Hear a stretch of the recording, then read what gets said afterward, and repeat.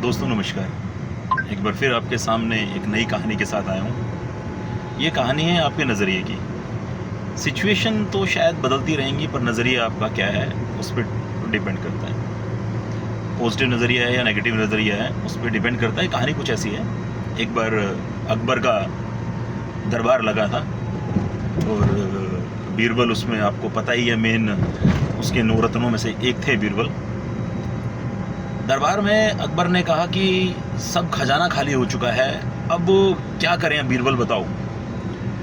बीरबल ने कहा अपने राज्य में एक व्यापारी है, उसके पास बहुत पैसा है, उससे मदद मांग लेते हैं। तो अकबर ने उसे बुलाया, व्यापारी को बोला कि खजाना खाली है, क्या मदद करेगा बता। उसने अपना पूरा खजाना खोल दिया व्यापारी ने कि भाई राज्य में दिक्कत आई तो कोई दिक्कत नहीं, मैं अपना सब कुछ दे देता हूँ, सर्वत्र निछावर कर देता हूँ अपने राज्य पे। सब कुछ देने के बाद राजा ने पूछ लिया कि भाई व्यापारी तेरे पास इतना पैसा कहाँ से आया। उसने कहा साहब व्यापारी हूँ, टैक्स का ऊपर नीचे झोल झाल करके मुझे आता है मुझे, तो मैंने उससे बचा लिया। अब राजा को गुस्सा भी आया और राजा ने वो पैसा रख तो लिया, गुस्सा भी आया। अब राजा तो राजा, उसने कहा भाई साले को पकड़ के इसको अंदर बंद करो इसको और इसको अपने अस्तबल में ले जाओ, वहाँ पूरे दिन घोड़े की लीद उठाता रहेगा। अब वो बेचारा ने सब कुछ सच बोल दिया था, अब इसके पास इलाज नहीं। अब उसे पैसा वैसा लेके सारा उसे अस्तबल में लगा दिया घोड़ों की लीद उठाने के लिए।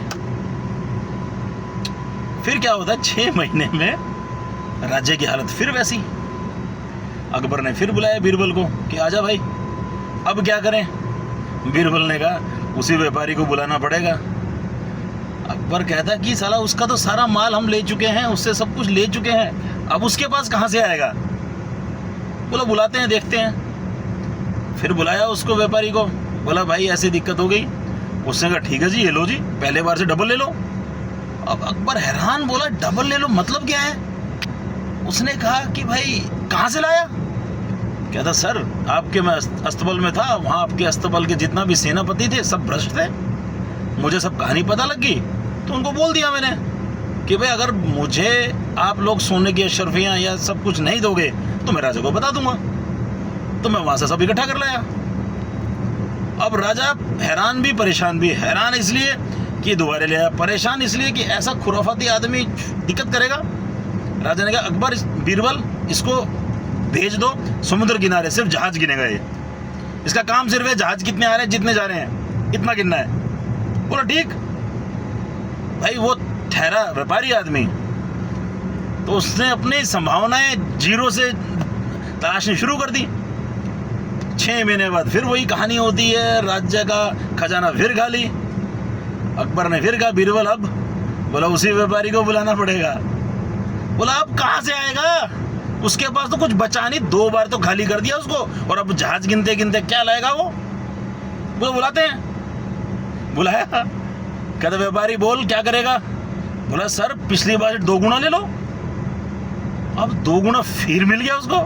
बोला सब चीज ठीक है, लाया कहाँ से। बोला जी आपने मुझे जहाज गिनने भेजा, जहाज में बहुत सारे व्यापारी आते थे, कोई माल इधर से उधर करते थे, सब कुछ करते थे, तो उनको मैंने बोला कि राजा ने मेरी ड्यूटी लगाई हुई है भाई, या तो ढंग से टैक्स दे दो या मुझे दे दो। तो उन्होंने मुझे देना शुरू कर दिया, तो मैं यहाँ से ले आया। बात अकबर बीरबल और व्यापारी की नहीं थी, बात थी हर एक इंसान के नजरिए की। बात थी उस जीरो के अंदर से भी संभावनाओं की।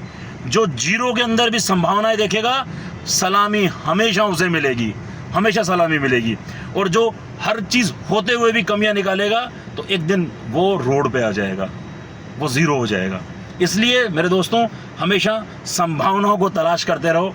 जब तक आप संभावनाएं तलाश करते रहोगे तब तक आपको चीजें मिलने की उम्मीद 100% बढ़ जाती है।